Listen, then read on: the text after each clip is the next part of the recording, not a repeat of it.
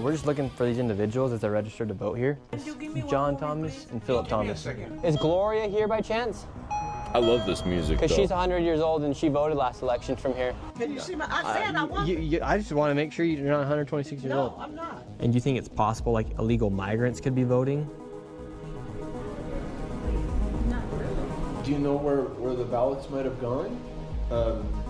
Like for 108 people, that were registered here? When it comes to fraud, most people think about money. However, there's another potential massive fraud story taking place in America. Power. One tied to the most consequential system in our country, which is our voting system. This has to do with everything about who runs the country and how elections are actually controlled. And if we don't have voter integrity... And we've known this for so long. We've been saying it. Nobody listened.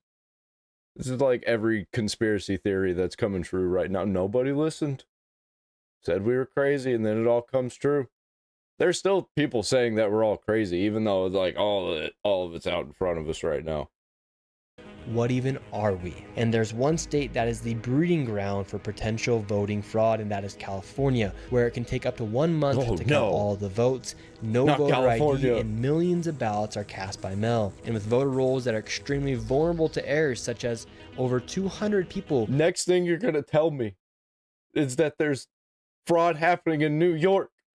Oh no! Who are over the age of 125 years old registered to vote in certain areas. And now to see how easy it is to vote, I headed to the location to register to vote inside the state of California. Now this is the register of voters right here.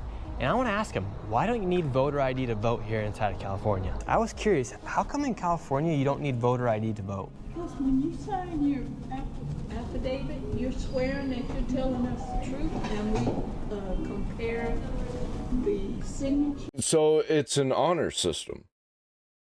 Okay. That's sure to work. Yeah, people will tell the truth. That you put on your application. Battery 65%. Do you think it leaves any room for error with voter ID, or? Yeah, I'm just like curious because I want to make sure that like our elections are as fair and honest as possible, and I feel like voter ID is just something super simple to have. And do you think it's possible like illegal migrants could be voting? Not really. How? I mean, what was showing the ID? Yeah, if they don't have their ID and they could just sign on behalf of Richard Sherman, then they could technically vote, right?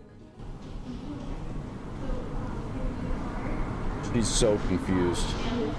She's not used to being asked questions. She's used to just doing the job, doing the thing that on the computer. She doesn't actually know how computers work. She just knows how the thing on the computer kind of works and what she's supposed to do. And she doesn't know anything outside of that. Yeah, but what if they just don't care? What if like Richard Sherman and Billy Bob Joe just don't care? I don't know. They don't care. I don't know. What are we gonna do about it? But so you don't think illegals would ever vote, would you? No. I don't think so. No. They wouldn't.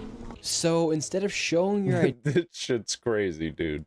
you sign your signature and then it is scanned to verify it is you. So technically speaking, anyone could show up saying they are someone, and if the signature is similar, that vote will then count. And with millions of people voting, it leaves room for fraud to occur. Just take these two examples. A Southern California woman is facing 5 felonies after registering her dog to vote in 2 elections.